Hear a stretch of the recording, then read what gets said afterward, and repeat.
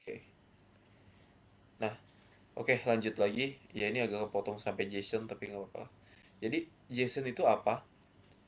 JSON itu adalah format response yang akan diberikan oleh database ke kita, ke mobile. Singkatan dari JSON itu sudah ada bahasanya, JavaScript Object Notation. Nanti kita bagaimana bentukannya nanti kita coba lihat. Kurang lebih kita dapatnya nanti bentuknya dalam bentuk JSON. Tapi JSON itu pun nggak kita mentah-mentah kita terima di mobile. Yang dimana JSON itu kita akan ubah menjadi tipe data mapping. Ya kalau kita belajar di pertama-tama pembelajaran mobile itu di pemrograman fundamental pas awal-awal itu kita belajar ada suatu tipe data yang lumayan kompleks, namanya itu ada list, set, sama map. Nah, map inilah yang akan kita konversi dari JSON. Map itu kan kalau si Yusuf lupa mungkin ingetnya terkait tipe data yang memiliki key sama value. Bagaimana kita untuk akses si value-nya itu menggunakan key-nya gitu.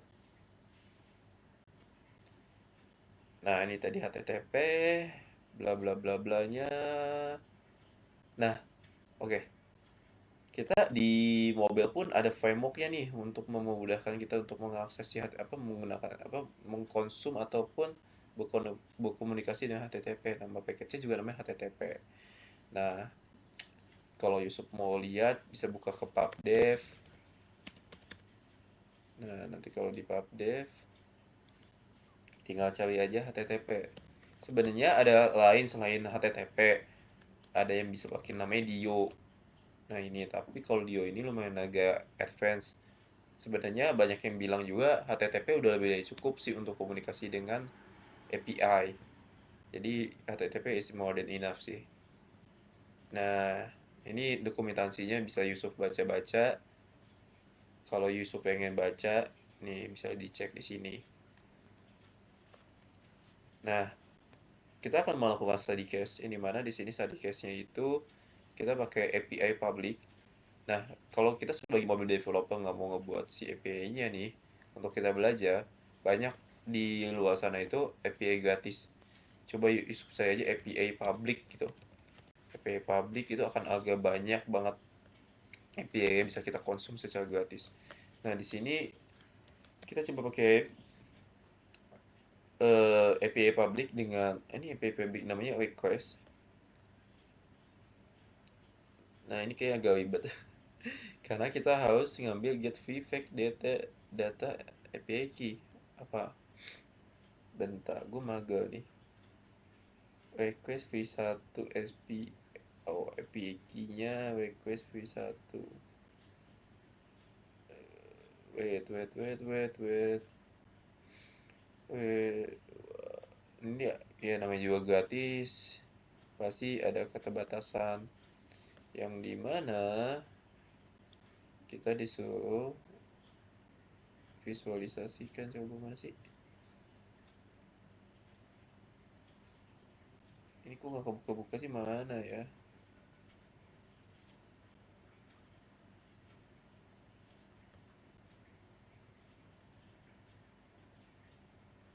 Bentar.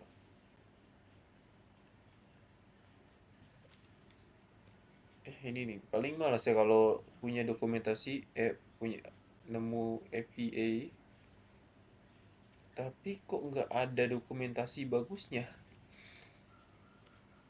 Request itu apa sih ini? Bentar, di code-nya ini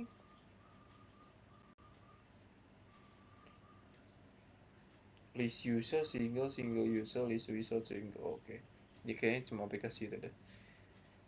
Paling gampang apa ya? API public yang gampang digunain. API public. Coba di request kayak agak musing ini. Aku mager ke request. E-commerce cuaca. Aduh, cuaca jangan dah. Buku aja deh nih. Authentication files. Ini ada buku nih. Oke. Buku acak. Oke nih, kita pakai ini aja. Kayaknya. Get book with filters. get book ID, get book WW parameter, get random book, get chain statistic example. Oke, kita pakai ini aja untuk get, simple aja. Oke, kita nggak pakai ini. Oke, nah kita mungkin sambil implementasi. Nah tapi ini kalau gue implementasi kayak gini pasti nanti dulu. Oke, nah karena gue mager bikin project karena ini guys, ini gue juga lagi belajar sambil lagi belajar jadi mungkin implementasinya coba kita pakai implementasi di sini kali ya. Coba kita implementasi karena gue agak mager download lain HTTP dan sebagainya. Nah ini gue juga lagi nyoba lagi belajar.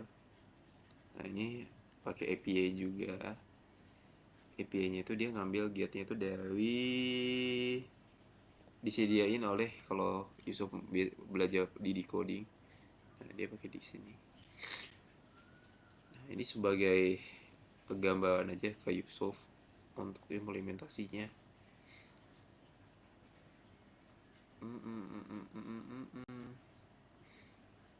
Nah, balik lagi coba ke tadi ke ini. Nah, ini sambil gue kasih teori dikit lah ya. Jadi tadi kan sesuai dengan yang dijelaskan kalau kita tuh akan mengakses API. Dan akses API itu membutuhkan internet. Yang dimana di sini teman-teman Yusuf harus mengakses ataupun bikin permission tambahan di manifest untuk internet. Kayak kemarin kita implementasi di Google Fonts, setahu gue juga kayak udah pernah gue implementasiin kayak gini, ngaktifin permission internet di manifest.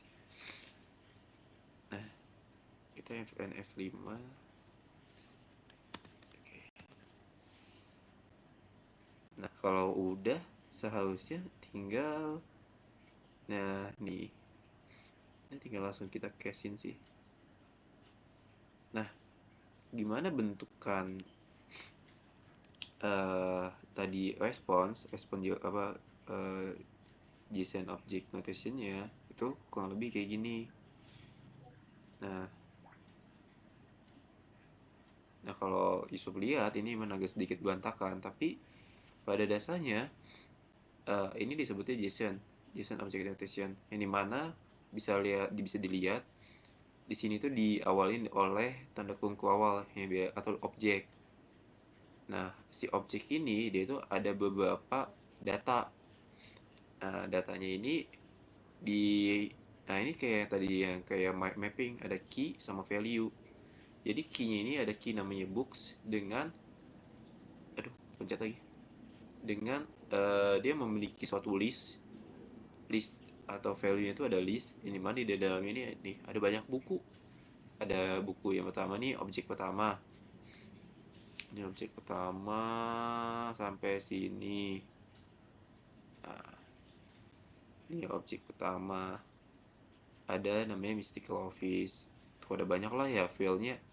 Kayak ini apa-apanya nih, ada tag-tagnya juga gitu. Nah, terus di sini juga ada apa tuh namanya? Buku kedua, menulis, membaca kehidupan, kayak gitu. Nah, nanti yang semua inilah kita akses by bisa kita kombinasikan dengan list view sebagai buat list, dan datanya bisa kita ambil, kayak contoh kita mau ngambil datanya di detail. Nah, jadi kan lebih dinamis nih aplikasi kita, dan kita nggak perlu ngubah-ubah nih dalam segi implementasi di hardcode-nya. Jadi aplikasinya tetap bisa berjalan dengan data yang berubah tanpa kita harus ubah kodenya. Karena kalau udah sampai production kan, kalau kita ubah-ubah, dibahkan, masukin ke Play Store, update gitu kan agak ribet ya. Dan nggak friendly lah bagi user juga. Nah, ini sebagai contoh implementasi. Nah, ini salah satunya. Kalau Tapi ini udah gue komunikasikan dengan tuh tempat makan namanya nih. Kalau gue cari, gue bisa dapat datanya gitu. Nah itu kurang lebih sebagai preview. Aduh, gue mage banget sumpah ini. Apa gue bikin lagi ya project ya? Aduh, dipakai state management lagi. Gini. Oke. Nah, yang tadi sih yang mungkin gue sebagai preview aja kali ya. Nah, Yusuf fokusnya itu pertama jangan lupa untuk download package yang namanya http di pubspec.yaml. Nah, ini http ini wajib dimasukkan. Nah, kalau sudah http ini udah masuk, bisa di bagian ini apaan aja? Oh, masa nggak ada listnya sih? Medium melting pot. Salah aja. I'm not perfect. Wait. Ini nih, melting pot itu kan ada di Western Search Provider. Western Code Model. Western Delay Kit. Restoran. Aduh, pusing. Bentar. Build result. List still kit.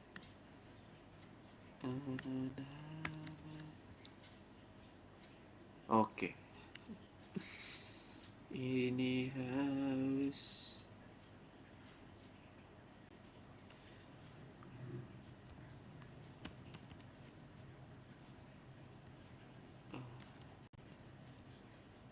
melting pots push.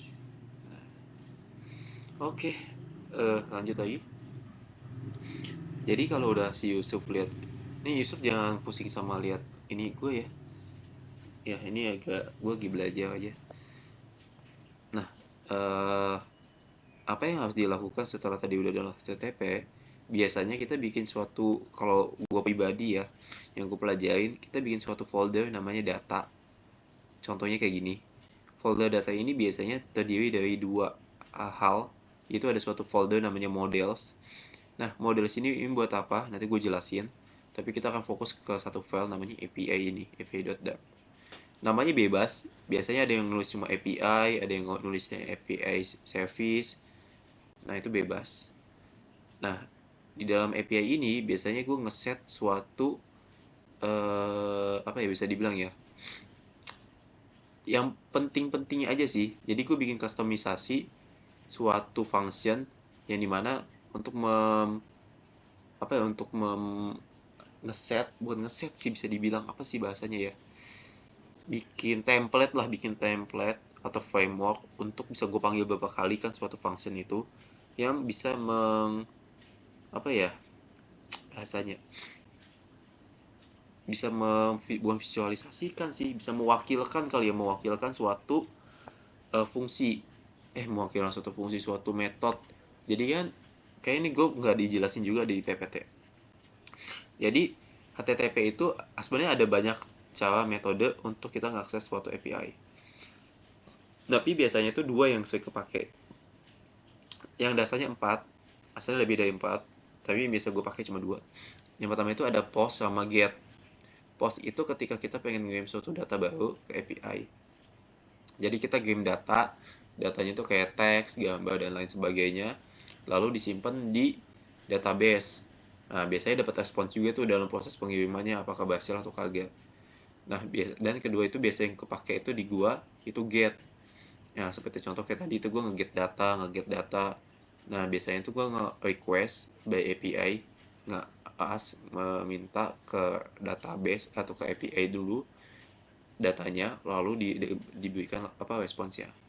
Nah, di sini kayak contohnya nih, gue bikin suatu beberapa fungsi yang mewakili hal tersebut. Kayak pertama di sini ada get function. Habis itu di sini ada post. Ini ada post juga. Nah, ini kalau gini ada yang kayak spesial lah. Gue pengen nge-get tapi dalam ada parameter query atau searching gitu kayak tadi gue buat. Nah, nggak bebas sih Yusuf mau ngikutin kayak gue gini atau kagak. Tapi pada dasarnya kalau nggak kayak gue gini juga bisa. Kayak contoh yang bisa diambil itu pertama gini. Sebenarnya untuk cara ngakses si HTTP itu kita membutuhkan yang pertama itu base URL. Nah, ini belum gue jelasin juga. Apa itu base URL? Pertama kita buka ini. Nah, base URL itu kayak gini.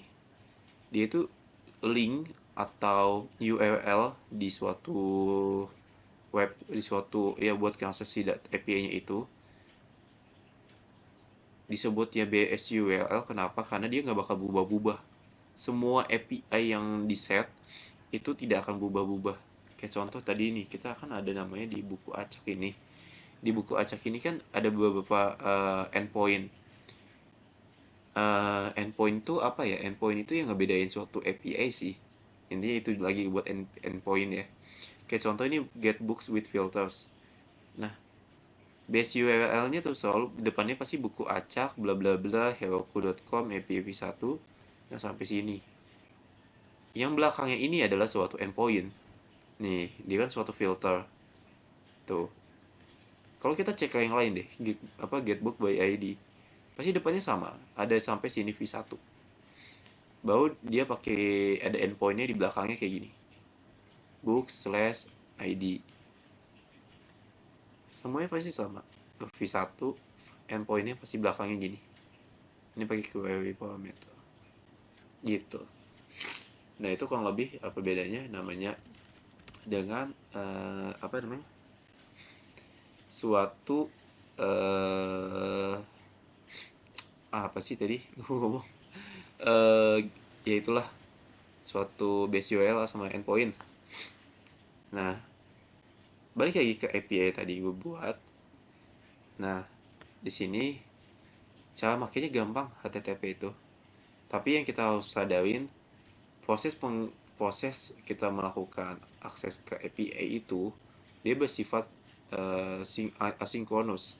Asinkronus itu yang artinya flow dia itu berjalan secara background, bukan background sih. Prosesnya itu apa ya? Sebenarnya nggak wajib asinkronus, tapi ketika kita mengakses data yang di API internet itu prosesnya cukup agak lama sebenarnya. Jadi ketika kita ngakses kayak di view kayak gini, kita kan nggak boleh bikin apa ya tampilannya itu kayak putus-putus atau nge-freeze gitu ya. Makanya kita melakukan asinkronus. Kalau tadi si Yusuf sadar kalau gua ngetik pasti ada loading kan tuh, kayak ada loading. Tuh ada loading. Itu sebenarnya proses asinkronus yang dimana datanya itu lagi diproses. Karena lama, bagaimana caranya kita yang penting dia sambil jalan kita harus nampilin view dulu apa. Nah, ini sebenarnya dia itu bergerak ngambil data di belakang tapi sambil ngasih view kayak loading lah atau apa dan sebagainya gitu. Nah, itu kurang lebihnya. Apa lagi ya? Apa lagi gue kasih tau ya. Implementasinya kayak gini. Kita pakai kayak bikin suatu future function atau asynchronous function. Ya kayak gini lah, tau lah Yusuf ya. Pertama ada future. Di sini kita pakai minta nilai balikannya itu adalah suatu mapping dengan key-nya string dengan datanya dinamik. Habis itu di sini gue minta suatu parameter lagi yaitu endpoint karena ini emang suatu template. Gue pengen nge-get banyak data tapi ya gue nggak mau bikin yang ribet banget lah. Nah, di sini gue bikin kondisi yang dimana kalau gue sukses, respon status IP-nya itu 200. Nah, ini status code itu kan ada yang namanya 200, 404, sama 500 lah dasarnya. Sama satu lagi 201. Nah, itu Yusuf coba cari tahu. Nah, di sini wah ini banyak banget sih. Betul-betul lu pusing, Suf ya? Anjir, gue ngejelasinnya juga gimana ya? Sebenarnya gue gak mau kompleks-kompleks banget ya. Ini baru dikit doang. Ya mudah-mudahan nanti Yusuf coba sambil belajar di internet ya Sob ya. Kalau ada yang bingung coba dikomunikasikan di grup aja, atau ada yang error gitu, errornya nggak bisa dibaca sama Yusuf, nanti coba kita solving. Gue juga gak pusing ngejelasinnya kalau gini ya, intinya gitu. Dan respons ini bisa kita lihat nih. Nah, respon ini kan gue mengambil respon status code nih. Jadi pas yang kita nge-get tadi ini, dia kan minta suatu URL yang tadi gue kasih base URL sama endpoint nanti. Kalau udah didapetin, ya itu datanya gue simpen kayak gini. Nah, ambil JSON decode, terus itu diubah dia yang respon body, dia itu JSON, di decode datanya. Gitulah kurang lebih ya Yusuf ya. Ini kalau gue sambil ngetik mah tambah lama ini. Apalagi ya, implementasinya sebenarnya nih Yusuf, nanti jangan lihat ya implementasinya ini gue pakai state management. Dari kemarin kan gue belum ngajarin state management terlalu kompleks, saya pakai stateful sama stateless doang. Tapi ini sebagai preview si Yusuf juga kali ya. Nah di sini gue pakai namanya, ada state management namanya provider. Nah contohnya ya, implementasi tadi itu gue di home mana home gue. Nah ini search provider.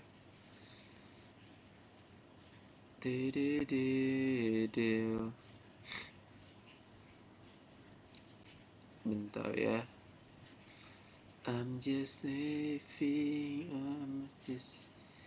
based on search provider ini di mana ya? Gila, gue bikin provider lagi ya. Nanti gue hapus lah. Nah ini implementasinya kayak tadi yang gue bilang. Anjay, ini pakai search. Nah, nih, gue tinggal make doang kayak gini. Gue panggil API-nya tadi kan, suatu kelas API. Nah, ada suatu function tadi kan. Nah, gue panggil search aja nih, kayak contoh. Nah, kalau di sini kan gue pakainya search ini nih, kayak ini. Udah, sesimpel itu. Gue tinggal masukin base URL-nya, query-nya apa, nanti gue dapat respons. Aduh, ini agak puyeng kan kalau kebanyakan file. Nah, kita mau coba implementasi, tapi gue gak mager sih. Nah ini respon ini kita yang bisa didapetin. Aduh, gue ada responnya nggak ya di sini?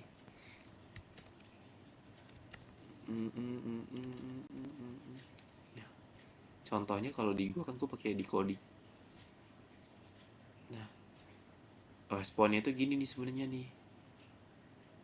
So, nih. Oh, ini ada Anggi juga ya? Oke, welcome Anggi. Gue cek sih. Ya, gini. Nah, cara ngambil datanya kan gitu nih. Gue ngambil respons ke mappingan gue yang tadi pertama di data, baru ngambil ke sini restorannya nih. Udah deh, gue tinggal bisa implementasi ini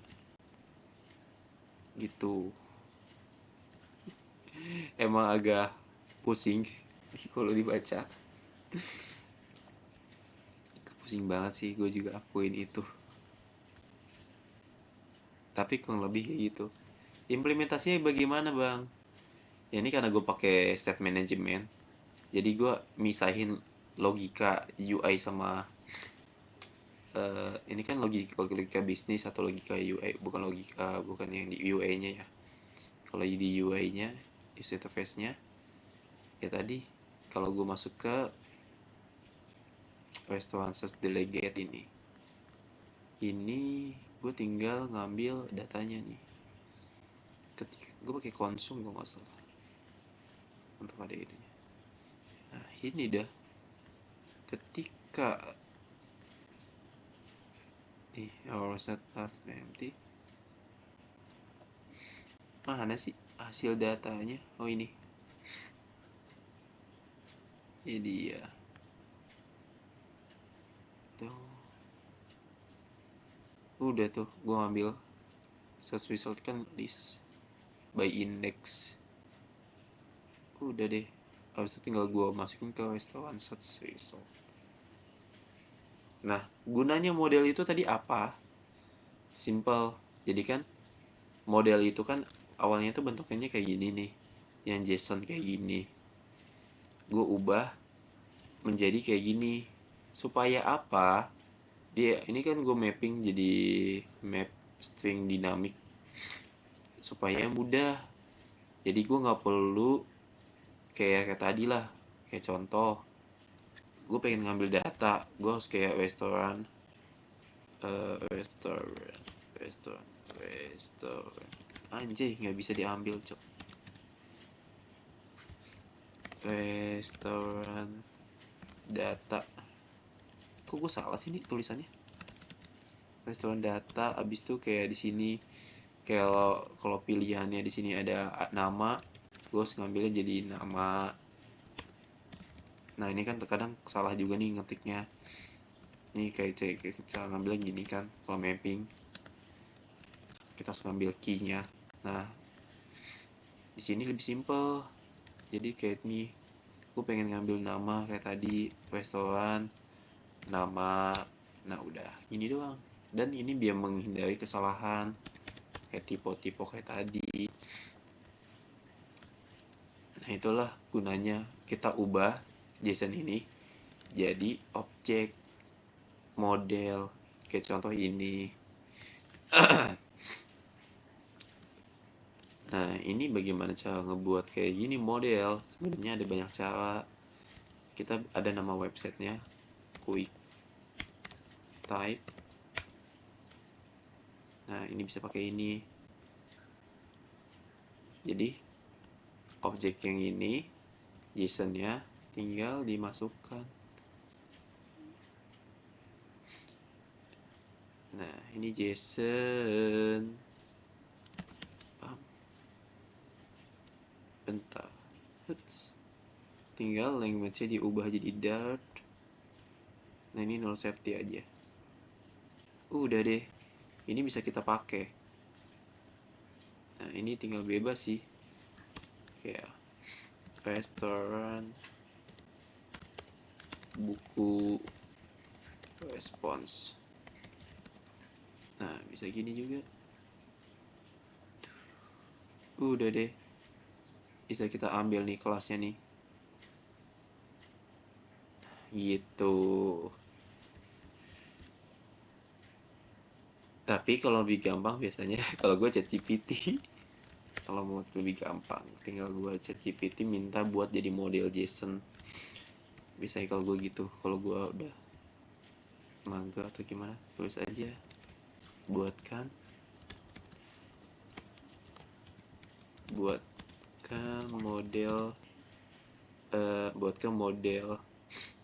modelnya.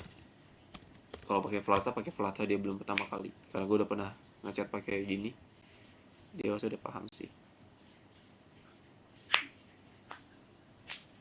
Ini biar mudah aja.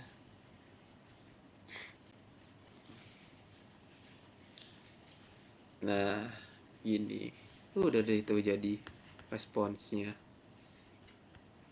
Nah tuh gitu. Sama atau lagi, jangan lupa teman-teman itu di Android sini, di Android habis itu app di search di main manifestnya ditambahin permission internet. Kenapa? Sesuai namanya, kita kan mengakses ini kan menggunakan jaringan internet, nggak semata-mata offline kan, online bahasanya ini. Nah itu teman-teman harus coba gitu. Nah itulah API ini. Gue nggak gue implementasi banyak karena pasti akan ngebingungin juga sih, lebih ngebingungin lagi. Gue lebih coba lu pada praktek aja nanti habis ini dengan tadi flow-nya yang gue kasih. Kalau ada yang bingung, coba tanya di grup, jangan malu. Insya Allah gue pasti akan jawab secepatnya. sorry kalau agak slow respon. Tapi akan gue usahain sih cepat mungkin sih, karena agak susah juga kalau kebanyakan teori dan nggak prakteknya sih gitu. Mungkin itu sih, daripada lu bingung juga pada dan ngantuk, mungkin langsung ke implementasi aja gitu. Oke, mungkin nggak banyak yang gue bisa kasih.